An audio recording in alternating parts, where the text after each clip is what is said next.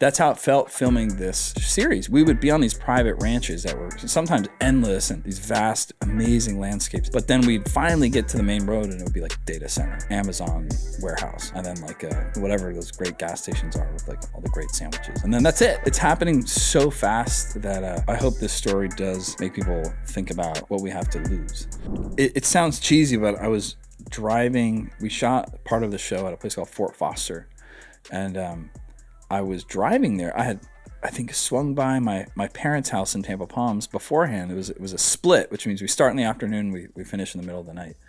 And I swung by my parents' house. My brother was in town, the guy who gave me the book, to read as an adult. We ate at my favorite McDonald's, and I drove from that McDonald's straight to Fort Foster without getting on the highway, which I just couldn't believe it. It's where my GPS took me. It took me through rows and rows and rows and endless newly developed neighborhoods. Just suburbia now stretches from Tampa Palms all the way to Fort Foster. And I almost started crying. Like I grew up in those woods and like in those swamps and playing paintball and catching fish and just being a kid and riding my dirt bike, and like it is gone.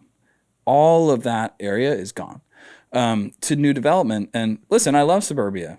It's where I grew up. Everyone should get a little taste if they want it. But it wasn't lost on me as we were filming A Land Remembered. The sort of, there's a great country song, Daddy Won't Sell the Farm.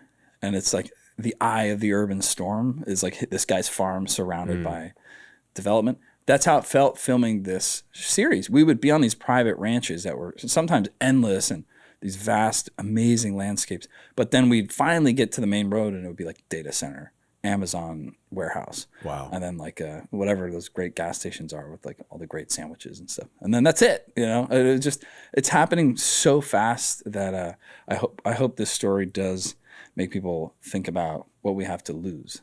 Well, people are already having that conversation politically. You see different candidates talking about growth and growth management laws and stuff like that. So there's really never been a more relevant time to share that story. I mean, growing up in Florida, like we've always seen suburban development. It's sort of been happening for a long, long time. I mean, the book came out and told the story in the 80s, right? Mm-hmm. Things have only continued since then. But I don't know. I guess at some point, Florida will have to draw a line somewhere. Can I say something about that? Sure. There's a guy who I really admire and who's been a helper on this project, Mayor Rick Baker. He was the mayor of St. Pete. And he is currently helping develop Winter Haven to just literally combat sprawl. His whole thing and what he did with downtown St. Pete was to build up. And if we continue the sprawl, there will be nothing left, So I think there should be a movement around building up if we can. Yeah, and up doesn't mean, 50-story skyscrapers. It could just mean revitalizing a small downtown, right? There was an article in the Business Journal about Plant City. Plant City's done a great job at its little small businesses, right? And fixing some of the infrastructure in its downtown. And if you go there now, or like Brooksville is a good example. What's Plant City? What's the other one? Dade City. Dade City's next. One of our main producer collaborators, Kathleen Tomko, she's a big advocate for bringing Dade City back onto the map. But yeah, it can happen and it should happen. I mean, we there's a lot of houses out there. Let's just stop. Let's stop now. And you see signs like everywhere you go. It's like stop the development. Stop. It's growing. Like people, there's pages. Stop the growth of Hillsborough County or whatever. It has like 15,000 members. But money rules at the end of the day, right? You have land. You're a ranch owner.